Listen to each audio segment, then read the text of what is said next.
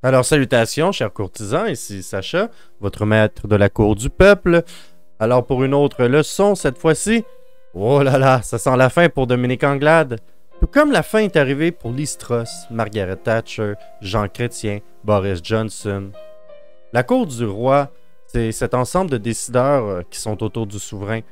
Si le chef est respecté, tout est dans l'ordre. Et les troubles extérieurs doivent être puissants pour ébranler votre pouvoir. Mais si la crise prend la cour, alors un coup de vent suffira pour faire flancher votre pouvoir. Sans revenir sur l'ensemble de la crise, Anglade est dans une situation presque insurmontable. D'abord, parce qu'elle a ébranlé le royaume, soit le Parti libéral, en lui donnant la pire défaite de son histoire. À partir de ce moment, elle doit rassurer ses sujets que ce n'est qu'une erreur de parcours et qu'elle a ce qu'il faut pour apprendre et faire mieux. Sauf que, elle vient de prouver à tous que c'est pas le cas. Elle a confirmé que ceux qui étaient là avant ne sont absolument pas assurés de quoi que ce soit. Et surtout, elle vient de démontrer un manque complet de sens politique. À mes yeux, après 2 erreurs historiques, la confiance, elle est rompue de façon absolue et complète. Et ça ne pourra pas vraiment être réglé. Normalement, comme roi, vous vous cassez pas la tête. Vous arrêtez et exécutez vos adversaires. Qu'on leur coupe la tête! Le sang est à peu près la seule chose qui peut nettoyer vos fautes. Sauf qu'Anglade est prise dans une époque de droit et elle n'a aucune armée. Tout ce qui lui restait pour se défendre, c'était sa crédibilité et la tolérance qui était offerte par les membres et les militants dans la logique de la chance au coureur. Liz Truss a eu relativement le même problème. Jean Chrétien aussi. Ils ont perdu la confiance de leur parti, surtout de ceux qu'on appelle le caucus, la cour des notables, les députés et les membres, qui généralement ne sont pas très patients avec la répétition des erreurs. Votre humble serviteur a eu la même situation lors de son militantisme. J'ai fait plusieurs erreurs, formatrices, sans conséquences, mais elles ont brisé la confiance que le parti avait à mon égard. Cependant, mes fonctions n'étaient pas nécessairement professionnelles à tous les niveaux, alors j'estime qu'on ne pouvait pas non plus avoir une attente parfaitement professionnelle envers moi, puisque j'étais un bénévole. Et donc, tenez-vous-le pour dire. N'exigez pas de la part de vos bénévoles un corporatisme, un professionnalisme absolu. Ce qui est essentiel de comprendre, c'est qu'en démocratie, vous avez 2 cours, la cour du peuple et la cour des notables.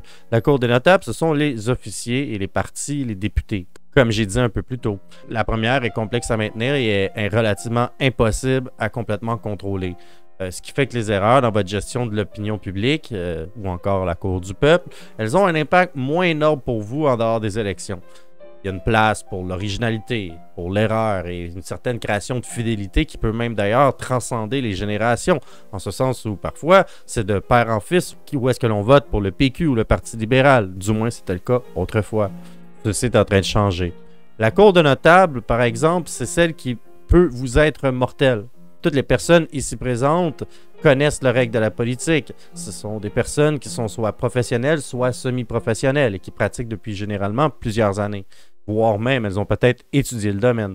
Ainsi, elles savent comment conspirer, mais elles sont aussi plus loyales et ont généralement une mémoire plus longue.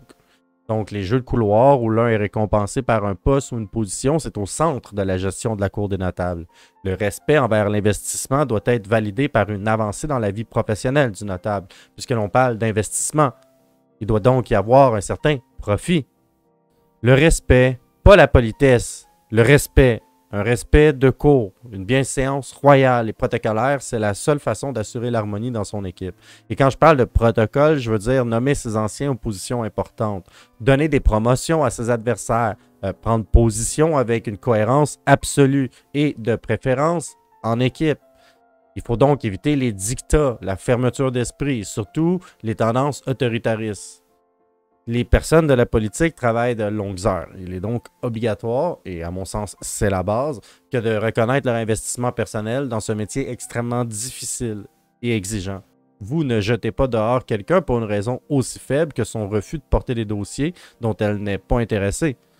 Si la personne vous doit son poste, c'est moins grave.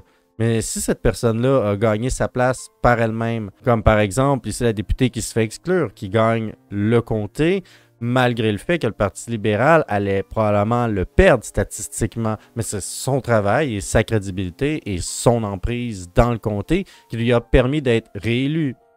Alors salut, si tu t'es rendu déjà jusqu'aux vidéos, c'est probablement donc que j'ai fait quelque chose d'un peu intéressant, mais tu peux vraiment m'aider énormément à acquérir des moyens dans ce travail en t'abonnant puis en partageant. Tu peux aussi venir voir le site. Bon, je t'écœure pas plus, je te laisse avec la fin. À la prochaine. Ce n'est pas à cause du chef ou du parti. Donc, cette personne est complètement indépendante relativement, sauf qu'elle a quand même besoin du parti pour elle-même avancer, qu'elle fait partie d'une équipe, un projet dont elle croit, que le fédéralisme canadien est multiculturaliste. Vous devez donc la traiter comme un quasi égal, et surtout une valeur qui est ajoutée au groupe. Si vous ne le faites pas pour des raisons politiques, alors vous devriez le faire au moins pour des raisons humaines, parce que personne aime se faire saboter son travail. Ces gens-là méritent généralement leur progression professionnelle. La politique, c'est un investissement de vie. Et donc, clairement ici, la chef libérale, plus que Liz Truss, qui a fait d'autres erreurs, n'a pas pris ça en compte. Et donc, outre les membres du parti qui peuvent en être scandalisés, la population a généralement tendance à faire preuve de compassion pour les personnes qui sont atteintes par un manque de considération de la part de leur patron, ce qui veut donc dire une hostilité à votre égard.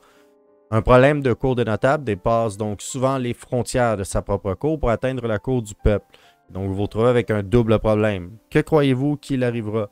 Étant la source du problème, ben c'est vous qui serez mené à la guillotine. Et en politique, l'on ne renvoie pas les gens. L'on demande la démission aux gens. Les gens ne se font pas renvoyer, ils se font démissionner.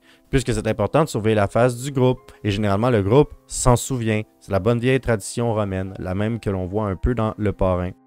Et les éléments que je mentionne sont encore plus importants si on se retrouve dans une situation où il y a un vide médiatique. Vide qui d'ailleurs se remplit toujours, un peu comme ce qu'il y a en ce moment.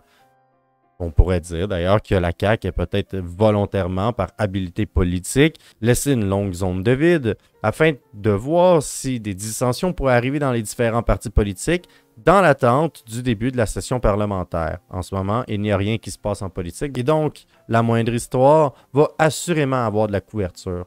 Les journalistes politiques n'ayant rien à se mettre sur la dent vont absolument sauter sur cette occasion et cette histoire prendra toute la place, augmentant donc son écho et son dommage.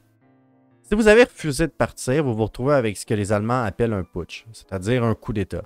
On peut penser plus particulièrement à Margaret Thatcher puis Boris Johnson ici, ou encore même Andrew Scheer. Quand on pense à un parti où une résistance devient tellement grande que le chef part pour laisser le parti aux autres. Alors comme le dit si bien Cersei dans La Guerre des Trônes, quand vous jouez au jeu des trônes, soit vous gagnez, soit vous mourrez. Alors passe une bonne semaine, chers courtisans et courtisanes, et qui sait, peut-être ferai-je une vidéo sur le sujet pour analyser plus profondément.